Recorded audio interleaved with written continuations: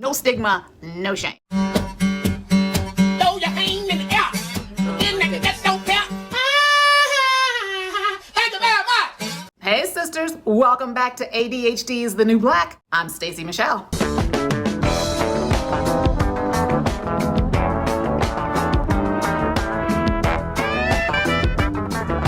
Congratulations, you got ADHD. You got ADHD. You got ADHD. You got ADHD. We've all got ADHD. Yeah! You got the diagnosis, and now you might be sorting through how you're feeling about that diagnosis. Yes! Yes! Or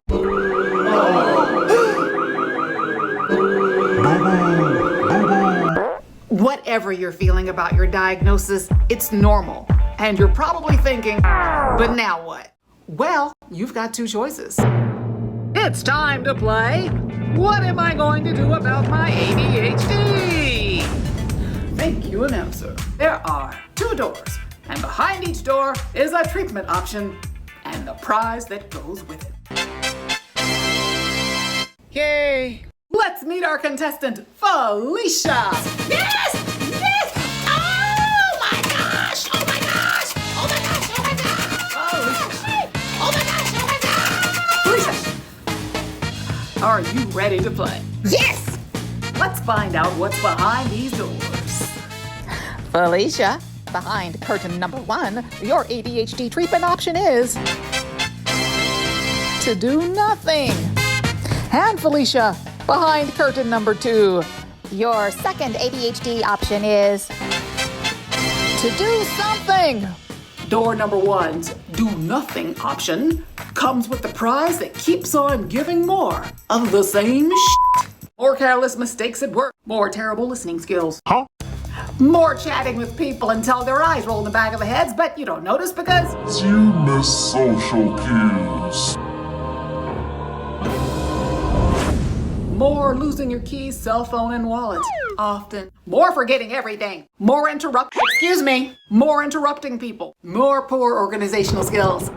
More never finishing anything you start. More running late for everything all the time. More anxiety because you run late all the time. And here's the best one. More depression because you're getting more of the same. And as a black woman, most likely more judgment than a non-black woman. I think I'm gonna go with door number 2. And the prize behind this door is a chance to kick the stigma of ADHD in the ass with a new, better, stronger, more authentic you.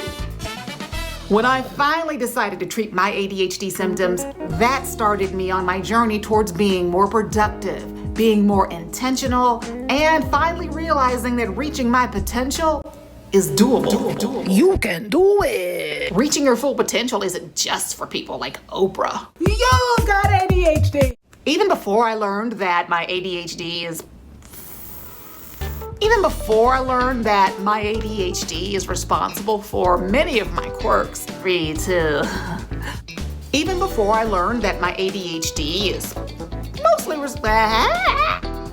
3, 2. Even before I learned my ADHD is responsible for many of my quirks and for my learning style of needing to see it to do it.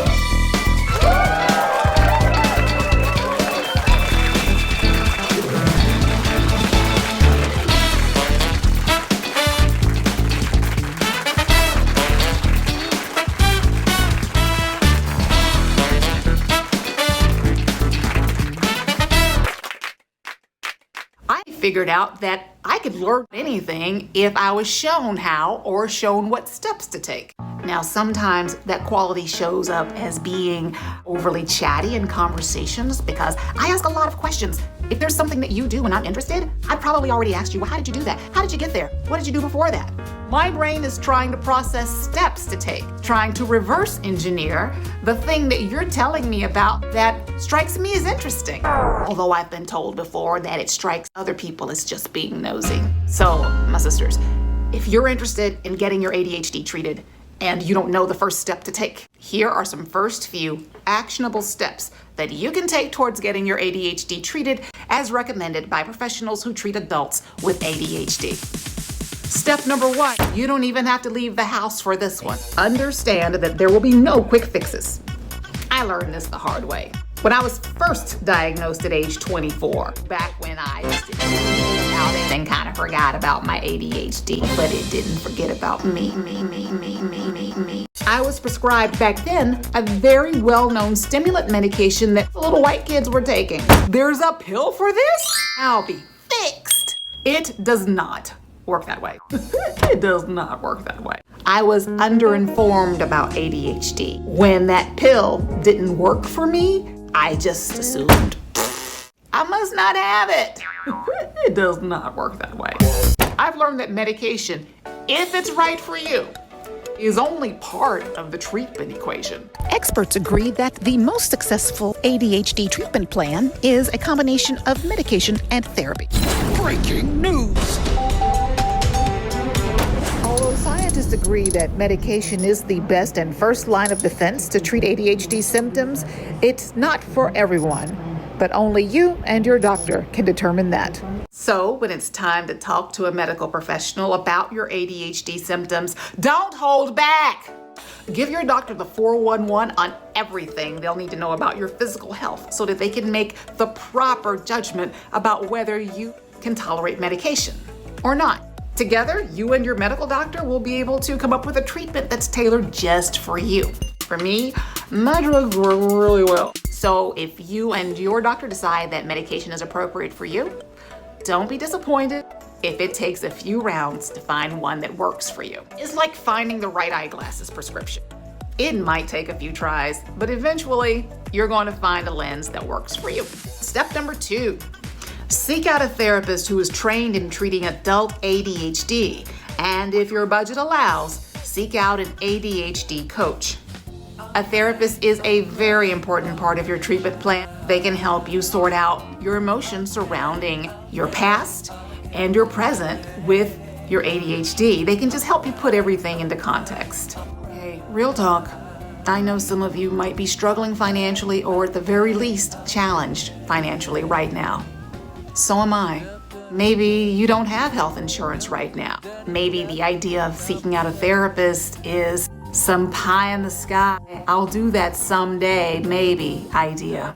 Listen, your mental health is important. Our mental health is important as Black women. We tend to put everybody else's needs ahead of ours. This is important. Don't put your ADHD treatment on a long to-do list that you may not ever get around to. If you are challenged with healthcare right now, don't let your pride get in the way. Your local government, your county, your city, whatever is there to assist you, take advantage of it. It's there for you. A coach will help you figure out where your strengths, your superpowers, lie. They can also help you learn new habits, new routines, new systems to help you get out of the door on time in the morning. Step number 3, find a cheerleader. That's someone who's rooting for you. Hopefully, there's someone in your life who realized you probably had ADHD before you did, and they're still your ride or die. Listen, when your foot's in your mouth, you need someone in your life who knows your heart is always in the right place. Seek out a support system through your local chapter of C.H.A.D. That's children and adults with attention deficit hyperactivity disorder. In these times, it'll probably be a virtual meeting, but you know what? That's even better. You don't have to leave the house. You won't be late. Okay, I've been late to a few virtual meetings, but still, I understand. They have ADHD too. And we're all motivated to change what we can. If you'd like to seek out your local chapter of C.H.A.D. to find out when and where they have support groups, probably in your computer right now, I put the link at the bottom of the page. And number 4, just try to have a sense of humor about yourself. Laugh at yourself. ADHD can be really freaking funny. Maybe in the heat of the moment of looking for your keys that you lose every single morning and you're running late all the time while you're looking for your keys isn't the best time to joke about it. But eventually you will. Put those keys on a hook by the door and you can just laugh at how knuckleheaded it was to spend 5 or 10 minutes every single morning looking for your keys and your wallet and your... My sisters, that is it. Thank you for watching ADHD is the New Black. Hit subscribe and share this with someone who you think might need this information. Next episode, we're going to talk about social awkwardness. You can get some. Ladies, remember, you're worth it. Take care of yourself. Prioritize you and your mental health, and everyone around you will benefit from it. See ya!